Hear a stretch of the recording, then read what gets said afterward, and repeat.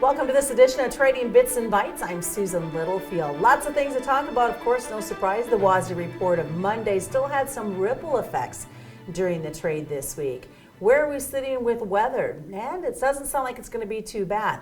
Let's add to it the China talks and Japan creeping into the discussions, as well as we'll also try to get some issues with what's been happening in this cattle market. You know, that has definitely been an absolute wild ride. So we're going to bring in the one that knows it all. Aaron Bertels joins us with Crossroads Marketing. Let's start out talking about this WASDE report because we had such anticipation leading into it and an initial knee-jerk reaction. Yeah.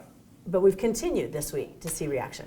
Yeah, as we were talking before, I think it's a bit of a blessing that we're seeing it go as quickly as it is, that people did decide to liquidate right away, and we don't have to belabor the downturn here and have it grind us to pieces, right? So we've basically liquidated the funds here now, and they have to make a decision at this point. Are they confident enough in this yield to decide that they want to take this short, you know, and go short the market from this point? We're pretty low on the board right now. I don't know that they're going to have the confidence in this yield after that report with the unanswered questions and how late this crop is to make that decision or not, but that's where we're sitting right now. And as you and I talked, whether you like it or not, at this point, you're in the guessing game about whether this yield is what it is and what it came out as in this report. We know we have a September report coming out. As you'd mentioned, October is going to be more of an important report, but we can't forget about the September numbers. No, there's a stocks report in September, there's the supply demand report in September, so you have a lot of info that's still going to be coming out. It's just the delay in this crop, just like this last report, nobody going into it really was that confident about what the yield was going to be coming out, no matter what the numbers were. I mean, we're all disappointed that the numbers came in like they did as far as yield, but I think if it would have been lower, we wouldn't have expected that was a hard, fast number at this point. The crop's just too late. So that's what concerns me a little bit about a September report, is you're still going to have a crop that's well behind, you know, and that it may just not be a whole lot different type of inventorying of information than what we just saw for this August report. So I look a little further down the road at October and think that might be the time where you can really start to have people maybe change their opinion about what that number is when it comes out. Because September, whatever comes out in September, if people still think it's lower and it doesn't go lower, they're still going to think it's lower after that point just because how late this is. Most part, pretty decent Yeah. and accepting to this late planted crop. Yeah, and the long-term forecast came out. You know, it looks good right now, but it is long-term. You know, a lot can change at this point. Heat and those things really aren't a huge factor anymore at this turn. Now it's going to be more about, you know, and I hate, like we said before, talking about, you know, cold temperatures in August, but that is what's going to be the biggest impact as you move forward into these later time frames, is when they start suspecting that first freeze will come.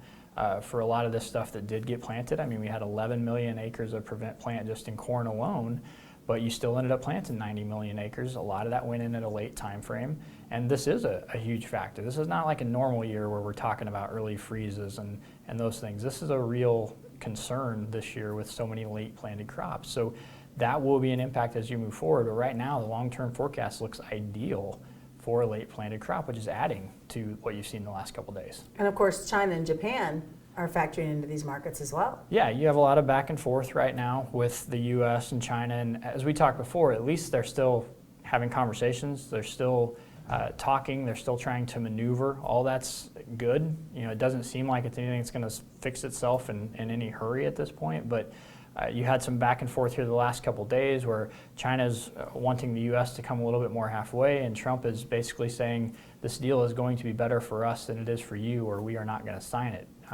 You know, with his feelings and a lot of people's feelings that we've been getting cheated by them for a long time, and we want to try to make up some ground. So it doesn't look like that's anything that's going to fix itself anytime soon, and it does seem like it's spreading a little bit more to the global, bigger picture. For the last couple years or year and a half, it seemed like it's been more just secluded to the ag sector, but now you're starting to see the Dow doing what it's doing and some bigger repercussions from the conversations back and forth. Let's look at the cattle. It was definitely a very interesting trade week of ups and downs for them. Yeah, you had some of the biggest moves we've seen in quite a while. You had the Tyson plant and the issues with the fire there that kicked things off, 2 big limit down days in feeder cattle. And just a lot of volatility going back and forth, and already from a price that wasn't really that good anyway. We talked last time I was here about where the chart was at that point.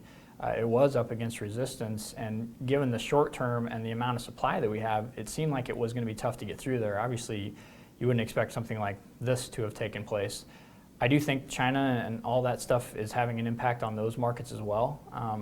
But moving forward, I think cattle still are going to be facing a little bit more of a supply shortage as you go through the end of the year into the first quarter, and that ought to start to take some consideration into the market here as we move into the next couple weeks. All right, lots of great things to think about. Thanks, Aaron, for joining us. Thank you. That's this week's edition of Trading Bits and Bytes.